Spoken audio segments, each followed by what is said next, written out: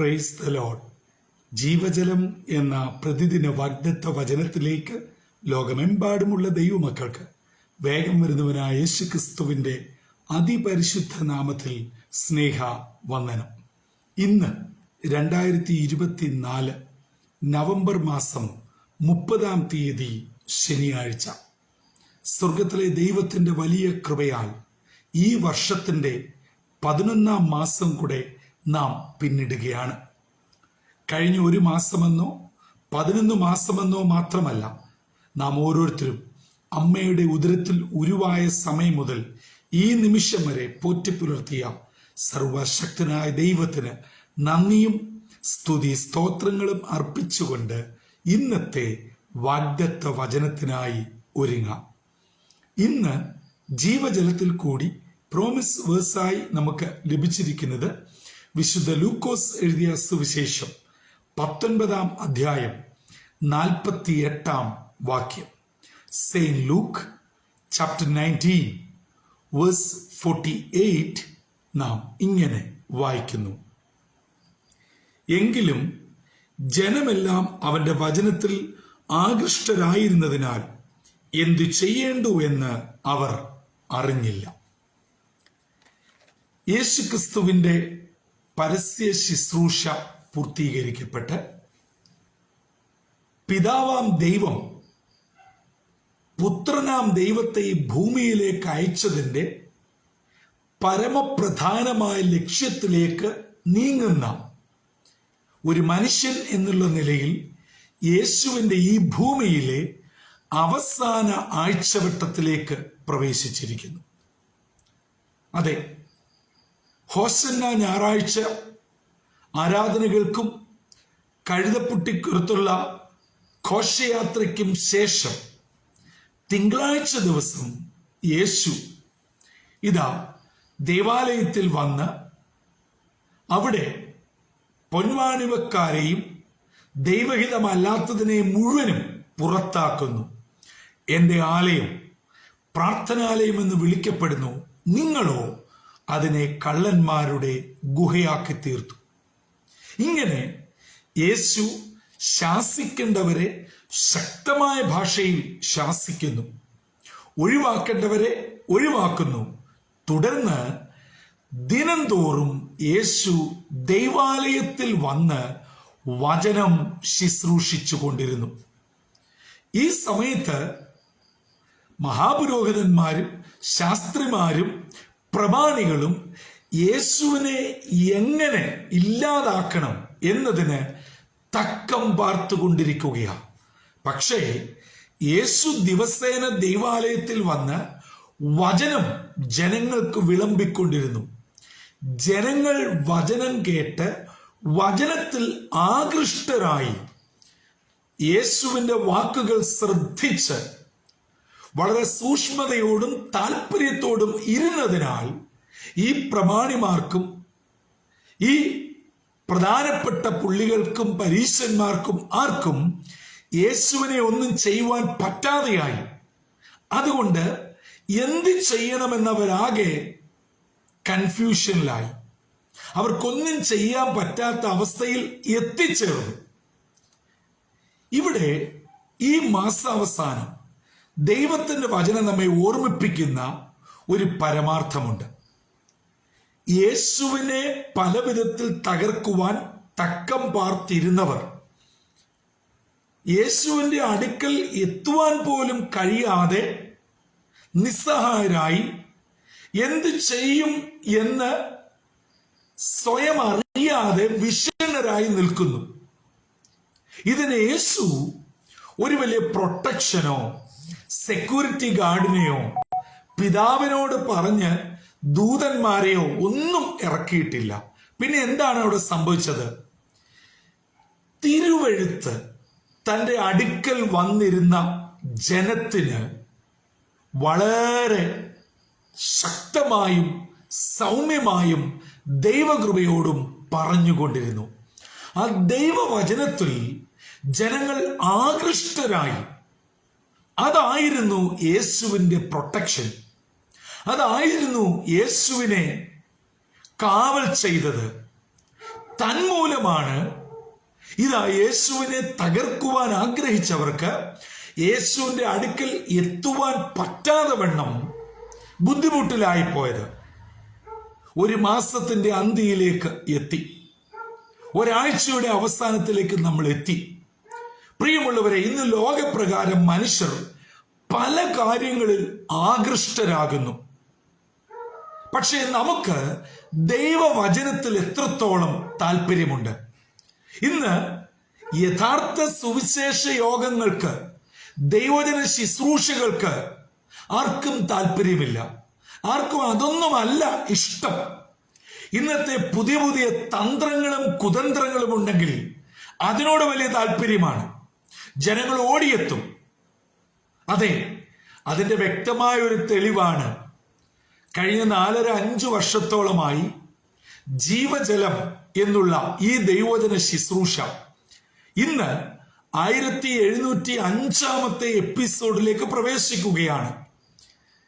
നിങ്ങൾ ഇതിന്റെ വ്യൂവേഴ്സിന്റെ ലിസ്റ്റ് നോക്കിയാൽ ഏറിപ്പോയാൽ 100, 120, 130, 150. എന്നാൽ പ്യൂവർ ദൈവവചനമല്ലാതെ മനുഷ്യൻ ഇന്ന് കാത്തിരിക്കുന്ന പലതും കൊടുത്താൽ അത് എണ്ണി തിട്ടപ്പെടുത്തുവാൻ പറ്റാതെ വണ്ണം 25K-യും 1 മില്യനും ഒക്കെ ആയിട്ട് ഉയരും. ഇതൊരു കേവലം കഴിഞ്ഞ 4.5 വർഷത്തെ എന്റെ അശ്രാന്ത പരിശ്രമത്തിൽ നിന്നും ഞാൻ കണ്ടെത്തിയ ഒരു പരമാർത്ഥം പറഞ്ഞു എന്ന് മാത്രമേ ഉള്ളൂ. ഇന്ന് യഥാർത്ഥ ദൈവവചനത്തിന് ആർക്കും താല്പര്യമില്ല. അത്ഭുത രോഗശാന്തി, വിടുതലിന്റെ ശുശ്രൂഷ, ശാപം മുറിക്കല്, അനുഗ്രഹം ഒഴുകുന്നു എന്നു വേണ്ട പുതിയ പുതിയ തരംഗങ്ങൾക്കാണ് ജനങ്ങൾക്ക് ഇന്ന് താല്പര്യം.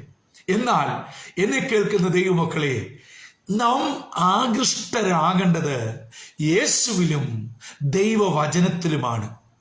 മറ്റു വ്യക്തികളിലോ വ്യക്തികളുടേതായിട്ടുള്ള തന്ത്രങ്ങളിലോ ശുശ്രൂഷകളിലോ അല്ല.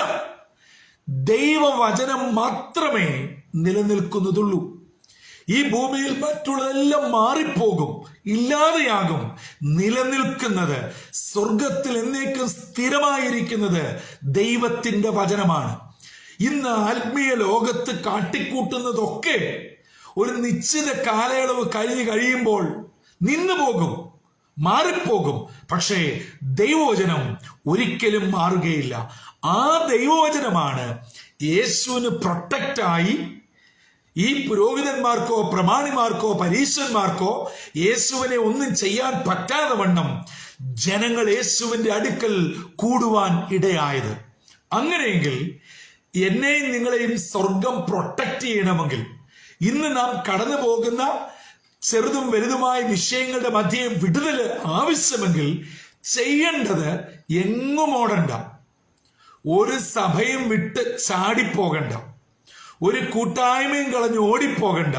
നിങ്ങൾ നിൽക്കുന്നിടത്ത് നിന്നുകൊണ്ട് ദൈവവചനത്തിൽ ആശ്രയിക്കുക, വചനം വായിക്കുക, വചനം പഠിക്കുക, വചനം ആവർത്തിച്ച് ഉരുവിടുക.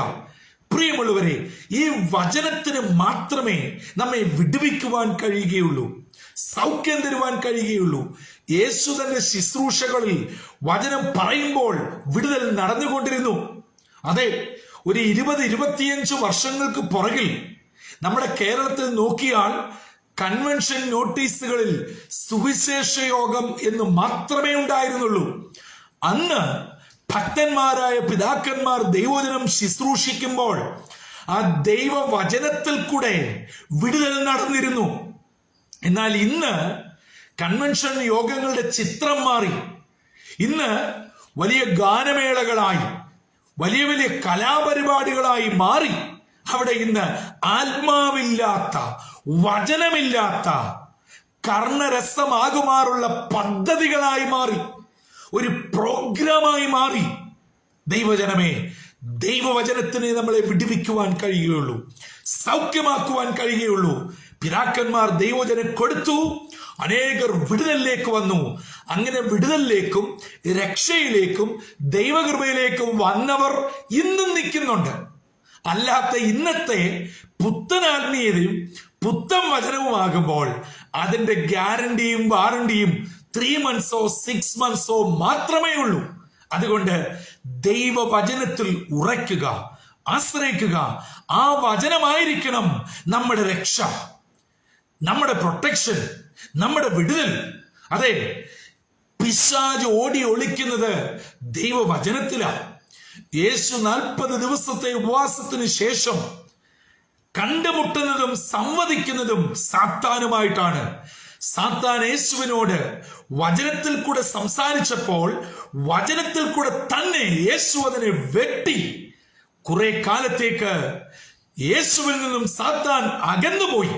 അതെ, നമ്മെ അലട്ടുന്ന സാത്താന്യ ശാപങ്ങൾ, ദോഷങ്ങൾ, ചിന്തകൾ, ഭാരങ്ങൾ, രോഗങ്ങൾ, സാത്താന്റെ എല്ലാവിധമായ തന്ത്രങ്ങളിൽ നിന്നും വിടുതൽ പ്രാപിക്കുവാൻ വചനത്തിൽ ഉറയ്ക്കാം, വചനത്തിൽ ആകൃഷ്ടരാകാം. ഇത് നമ്മുടെ അടുത്ത തലമുറയ്ക്ക് കൊടുക്കാം. പ്രിയമുള്ളവരെ, 2024 11 മാസത്തിന്റെ അവസാന ദിനത്തിലേക്ക് തമ്പുരാൻ നമ്മെ പ്രവേശിപ്പിച്ചു. ഞാൻ വളരെ സ്നേഹത്തോടെ എൻ്റെ പ്രിയപ്പെട്ടവരോട് ചോദിക്കട്ടെ, ദൈവവചനം നിങ്ങൾ തന്നെ വായിക്കാത്തവരായി ആരെങ്കിലും ഉണ്ടോ? ഞാൻ പറയും, നിങ്ങൾ പുതിയ ടെക്നോളജി അനുസരിച്ച് നിങ്ങളുടെ ഐപാഡിലോ ലാപ്ടോപ്പിലോ മൊബൈലിലോ മാത്രം വേദപുസ്തകം വായിച്ചുകൊണ്ടിരിക്കരുത്. ഈ ജീവന്റെ വചനം കയ്യിലെടുത്ത് നെഞ്ചോട് ചേർത്ത് പിടിച്ച് നിങ്ങൾ ഇത് തുറന്ന് വായിക്കണം. പ്രിയമുള്ളവരെ, മൊബൈലിൽ വായിച്ച് ഒതുങ്ങരുത്. ദൈവവചനം കൈകളിലേന്തി ഒന്ന് വായിച്ചേ, അതിന്റെ അനുഗ്രഹം ഒന്ന് വേറെ തന്നെയാണ്. ഞാനൊരു പഴഞ്ചൻ പ്രമാണം പറയുന്നൊന്നുമല്ല, അതിനൊരു അനുഗ്രഹം വേറെ തന്നെയാണ്. അതുകൊണ്ട് ഞാൻ ചോദിക്കട്ടെ, വചനം വായിക്കാത്ത ആരെങ്കിലും ഉണ്ടോ?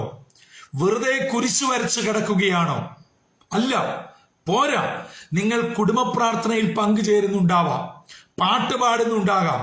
പോരാ, ദൈവവചനം വായിക്കണം. നമ്മുടെ ഭവനങ്ങളിൽ ദൈവവചനം ഉയരണം. ദൈവവചനം കേട്ട് നമ്മുടെ കുഞ്ഞുങ്ങൾ വളരണം. നമ്മുടെ കുഞ്ഞുങ്ങൾക്ക് അഡ്വാൻസ് ടെക്നോളജി ഉള്ള സകലതും കൊടുക്കുമ്പോൾ ദൈവവചനം കൊടുക്കുവാൻ മറക്കരുത്. അവർ നമ്മളെ വിട്ട് വിദൂരങ്ങളിൽ പഠിക്കുവാനായിരിക്കാം, ജോലിക്കായിരിക്കാം, യാത്രയിലായിരിക്കാം. പക്ഷേ ഫോൺ വിളിക്കുമ്പോൾ അവർ ഭക്ഷണം കഴിച്ചോ, പഠിച്ചോ, കാര്യങ്ങൾ എങ്ങനെയാണ് എന്ന് ചോദിക്കുന്നതിനോടൊപ്പം തന്നെ നിങ്ങൾ പ്രാർത്ഥിക്കുന്നുണ്ടോ, വേദപുസ്തകം വായിക്കുന്നുണ്ടോ, ദിനവും വായിക്കണം എന്നത് ഓർമ്മപ്പെടുത്തുവാനും ചോദിക്കുവാനും അവരെ ഉപദേശിക്കുവാനും എൻ്റെ സ്നേഹമുള്ള മാതാപിതാക്കൾ മറക്കരുത്. ഈ ലോകത്തിൽ എന്തെല്ലാം നേടിയാലും, എന്തെല്ലാം ഉണ്ടായാലും, എത്രയൊക്കെ ശമ്പളമുണ്ടെങ്കിലും, ഏത് ഉന്നത പദവിയിലെത്തിയാലും, എത്ര ഡോക്ടറേറ്റ് ഉണ്ടായാലും, ദൈവമില്ല എങ്കിൽ, ദൈവവചനമില്ല എങ്കിൽ ഒന്നും ഇല്ല എന്ന് ദൈവവചനത്തിന്റെ അടിസ്ഥാനത്തിൽ ഈ മാസത്തിന്റെ അവസാന ദിന പ്രഭാതത്തിൽ പ്രിയപ്പെട്ടവരോട് ഞാൻ ഷെയർ ചെയ്യുകയാണ്. അതുകൊണ്ട് ഇന്നത്തെ ദിനം ദൈവവചനം നമ്മെ പഠിപ്പിക്കുന്നു, ജനം യേശുവിൽ കൂടെ എന്ന വചനത്തിൽ ആകൃഷ്ടരായതുകൊണ്ട് യേശുവിനെ തകർക്കുവാനായി ഇറങ്ങിത്തിരിച്ചവർക്ക് എന്ത് ചെയ്യണമെന്നറിയാതെ അവർ വിഷണരായി മാറി നിന്നു. നമുക്കെതിരെ വരുന്ന ശത്രുവിന്റെ പോരുകൾ, അന്ധകാരങ്ങൾ, കുഞ്ഞുങ്ങളുടെ ഭാവിയെ തകർക്കുന്നത്, വിദ്യാഭ്യാസത്തെ തൊടുന്നത്, ഭവനത്തിന്റെ സമാധാനം നഷ്ടപ്പെടുത്തുന്നത്, ഭവനത്തിന്റെ പണി പൂർത്തീകരിക്കാൻ പറ്റാത്തത്, ഈ നവംബറിൽ നടക്കേണ്ട പല കാര്യങ്ങളും പല കാരണങ്ങൾ നടക്കാതെ പ്രതികൂലത്തിലായിരിക്കുന്നത് എന്തുമായിക്കൊള്ളട്ടെ, ദൈവമക്കളെ, ദൈവവചനത്താൽ മാറിപ്പോകട്ടെ. ഈ ദൈവവചനം എന്ന സ്വർഗീയ വാളിനാൽ സകല ശത്രുവിനെയും സംഹരിച്ച് വിജയം പ്രാപിക്കട്ടെ. അങ്ങനെ ഈ ദിനം ജീവജലത്തിന്റെ പ്രേക്ഷകരായ നിങ്ങളെല്ലാവരെയും സർവശക്തനായ ദൈവം അനുഗ്രഹിക്കട്ടെ, മാനിക്കട്ടെ. സ്വർഗത്തിൽ എന്നേക്ക് സ്ഥിരമാക്കപ്പെട്ടിരിക്കുന്ന ദൈവവചനത്താൽ നിങ്ങളെ നിറയ്ക്കട്ടെ. ആ ദൈവവചനം നിങ്ങളുടെ കാലിന് ദീപവും പാതയ്ക്ക് പ്രകാശവുമായി നിങ്ങളുടെ ജീവിതയാത്രയിൽ കൂടെ ഇരിക്കട്ടെ. അങ്ങനെ ഇന്നത്തെ ദിനം ധന്യവും അനുഗ്രഹവും സമ്പുഷ്ടവുമായി ദൈവകൃപയോടെ പരിപാലിക്കട്ടെ. തലകളെ വണക്കാം, പ്രാർത്ഥിക്കാം. നിത്യനും പരിശുദ്ധനുമായ ഞങ്ങളുടെ ദൈവമേ, സ്വർഗീയ പിതാവേ, അനുഗ്രഹമേറിയ നല്ല ദിനത്തിനായി സ്തോത്രം. 2024 11 മാസത്തിന്റെ അവസാന ദിനം, 5-ാം ശനി, ഈ അനുഗ്രഹിക്കപ്പെട്ട ദിനം ഞങ്ങൾക്ക് നൽകിയല്ലോ. 1 മാസം കൂടെ, 11 മാസം കൂടെ ഞങ്ങളെ അവിടുന്ന് നടത്തി. അങ്ങയിൽ നിന്ന് അനുഭവിച്ച എല്ലാ നന്മകൾക്കായും സ്തോത്രമപ്പ. ഞങ്ങൾ അങ്ങയിൽ നിന്ന് ഒത്തിരി അനുഗ്രഹങ്ങൾ അനുഭവിച്ചപ്പോൾ പാടാതിരുന്നത്, പ്രാർത്ഥിക്കാതിരുന്നത്, ദൈവജനം വായിക്കാതിരുന്നത്, സമയവും അവസരവും ആരോഗ്യവും വാഹനവും ഒക്കെ ഉണ്ടായിട്ട് ഞങ്ങൾ ആരാധന മുടങ്ങിയത്, കൂട്ടായ്മ മുടങ്ങിയത്, കുടുംബ പ്രാർത്ഥന മുടങ്ങിയത്, വ്യക്തിപരമായ പ്രാർത്ഥന മുടങ്ങിയത്, ദൈവജനം വായിക്കുന്നത് മുടങ്ങിയത്, കുറവുകൾ ഏറ്റുപറയുന്നു. അവിടുന്ന് ഞങ്ങളോട് ക്ഷമിക്കണമേ. ദൈവരോട് ഞങ്ങളെ അവിടുന്ന് പൊതിയണമേ. ദൈവവചനത്തിൽ മാത്രം അടിയുറച്ച് ജീവിപ്പാൻ ഞങ്ങളെ സഹായിക്കണം. ദൈവവചനത്തിൽ ആകൃഷ്ടരായി അത് ഞങ്ങൾക്കൊരു വലിയ സംരക്ഷണമായി, ദൈവകൃപയായി മുന്നേറുവാൻ ഇടയാകണം. ഇന്ന് ദൈവവചനം കേട്ട് പുതിയ തീരുമാനമെടുത്ത് ദൈവവചനത്തിൽ ഉറച്ച് പുതിയ കാൽവെപ്പിലേക്ക് പ്രവേശിക്കുന്നതിന്റെ മക്കളെ അനുഗ്രഹിക്കണം. പുനഃസമർപ്പണം ചെയ്തതിന്റെ കുഞ്ഞുങ്ങളെ അനുഗ്രഹിക്കണം. ഇന്നത്തെ ദിനം വിടുതലിന്റെയും സന്തോഷത്തിന്റെയും അനുഗ്രഹത്തിന്റെയും ദിനമായി ദൈവകൃപയോടെ പരിപാലിക്കണമെന്ന് യേശു ക്രിസ്തു മൂലം അപേക്ഷിക്കുന്നു. കൃപയോടെ കേൾക്കുമാറാകണമേ. ആമീൻ, ആമീൻ, ആമീൻ. പ്രിയ ദൈവമക്കളെ, 1 മാസത്തിന്റെ അന്ത്യയിലേക്ക് ദൈവം നമ്മളെ എത്തിച്ചു. 11 മാസം ദൈവം നമ്മെ നടത്തി. നന്ദിയോടെ സ്തോത്രം ചെയ്യാം. ഇന്ന് കേട്ടതുപോലെ ദൈവവചനത്താൽ നാം നിറയട്ടെ, നമ്മുടെ കുടുംബം നിറയട്ടെ, കുഞ്ഞുങ്ങൾ നിറയട്ടെ, ആ സ്വർഗീയ പ്രൊട്ടക്ഷനാൽ അനുഗ്രഹിക്കപ്പെടട്ടെ. അതെ, ഇന്ന് നാം കേട്ട ദൈവവചനം പോലെ വചനത്തിൽ ആകൃഷ്ടരായി മുന്നേറുവാൻ, വിടുതൽ പ്രാപിപ്പാൻ, അനുഗ്രഹം പ്രാപിപ്പാൻ ജീവജലത്തിന്റെ എല്ലാ പ്രേക്ഷകരെയും സർവശക്തനായ ദൈവം ഇടയാക്കട്ടെ. അതിന് ഇന്നത്തെ വാഗ്ദത്ത വചനം സഹായിക്കുകയും ചെയ്യുമാറാകട്ടെ. കർത്താവിന്റെ അനുഗ്രഹിക്കപ്പെട്ട മുന്തിരിത്തോട്ടത്തിൽ നിന്നും brother Santhosh Kodukulanji. God bless us all.